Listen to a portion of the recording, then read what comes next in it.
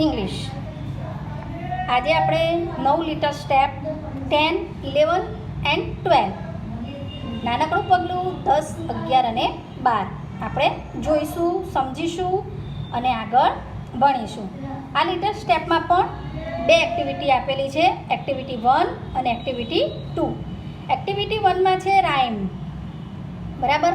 દરેક પગલામાં આપણને અલગ અલગ રાઇમ આપેલી છે, એ સમજો.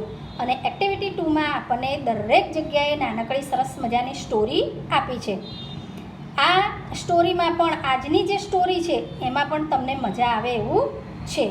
તો પહેલાં આપણે રાઇમ જોઈ લઈએ, સમજી લઈએ, પછી આગળ ભણીશું. એક્ટિવિટી 1 રાઇમ્સ છે. Snap and tap and clap. Snap એટલે ચપટી વગાડવી, એન્ડ એટલે અને, ટેપ એટલે ટપલી મારવી, એન્ડ એટલે અને, ક્લેપ એટલે તાળી પાડવી. ચપટી વગાડવી, ટપલી મારવી અને તાળી પાડવી. Put your book into your bag. Put એટલે મૂકવું, your book into your bag. Book અને બેગ એટલે દફતર. તમારી ચોપડી તમારા દફતરમાં મૂકો. Put your notebook into your bag. તમારી નોટબુક તમારા દફતરમાં મૂકો. Snap your fingers. ફિંગર્સ એટલે આંગળીઓ. તમારી આંગળીઓ વડે ચપટી વગાડો. And snap snap snap.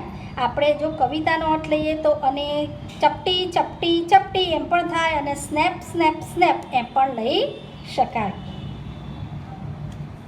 Put the chalk on the table.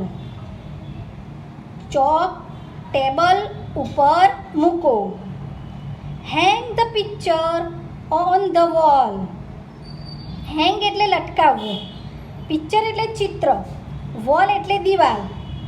ચિત્ર દિવાલ ઉપર લટકાવો. Tap your feet and tap tap tap. તમારા પગ પર ટપલી મારો અથવા પગનો ઠેકો લો. એન્ડ અને ટેપ ટેપ ટેપ અને ટપલી ટપલી અને ટપલી. Go and stand near the door. Go એટલે જવું, સ્ટેન્ડ એટલે ઊભા રહો, નિયર એટલે નજીક, ડોર એટલે બારણું. જાઓ અને બારણા નજીક ઊભા રહો. Go and stand under the fan.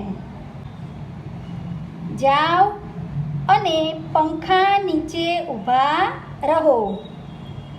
Raise your hands and clap clap clap. તમારા હાથ ઊંચા કરો અને તાળી તાળી તાળી તાળી પાડો. સમજ પડી ને આમાં? ચલો આગળ. એક્ટિવિટી 2 ચિત્ર જુઓ, વાર્તા સાંભળો અને વાંચો.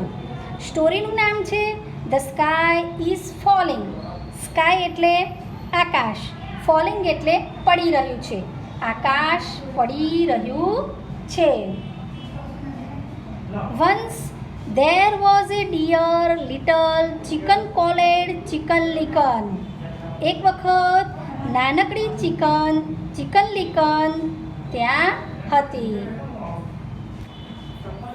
There was hopping about under a big tree when a leaf fell right on her head.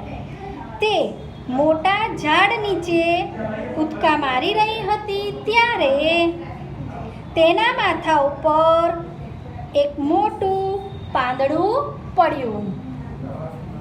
O no the sky is falling. અરે ના આકાશ પડી રહ્યું છે. Said Chicken Licken and she started to run.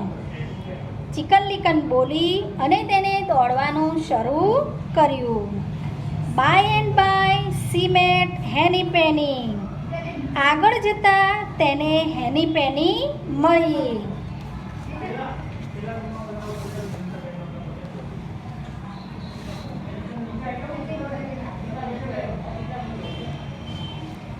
Why are you running, Chicken Licken? Chicken Licken, તું શા માટે દોડી રહી છે? The sky is falling and a piece of it fell right on my head. મારા માથા ઉપર આકાશનો એક ટુકડો પડ્યો, એટલે આકાશ પડી રહ્યું છે. Oh, said Henny Penny, and she too began to run with Chicken Licken. Oh, Henny Penny બોલી અને તે પણ ચિકન લિકનની પાછળ દોડવા લાગી.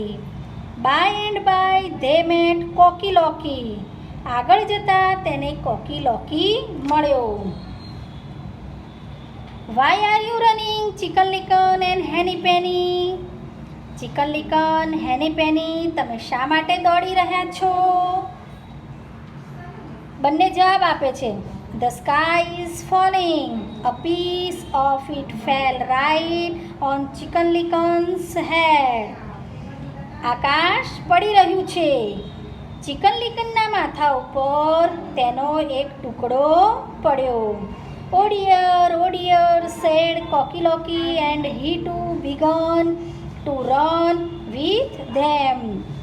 ઓ બાપરે, કોકી લોકી બોલ્યો અને તે પણ તેઓની સાથે દોડવા લાગ્યો. By and by they met Ducky Lucky. આગળ જતાં તેમને ડકી લકી મળી.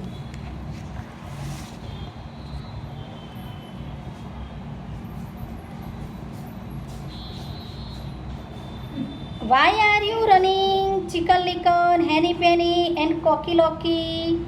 Chicken Licken, Henny Penny અને Cocky Locky, તમે શા માટે દોડી રહ્યા છો? The sky is falling. આકાશ પડી રહ્યું છે. A piece of it fell right on Chicken Licken's head. આકાશનો એક ટુકડો ચિકન લિકનના માથા ઉપર પડ્યો. Dear me, said Ducky Lucky, and she too began to run with them.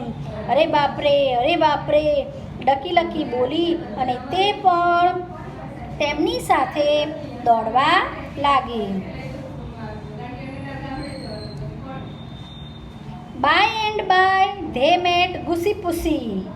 આગળ જતાં તેઓને ગુસી પૂસી મળ્યું.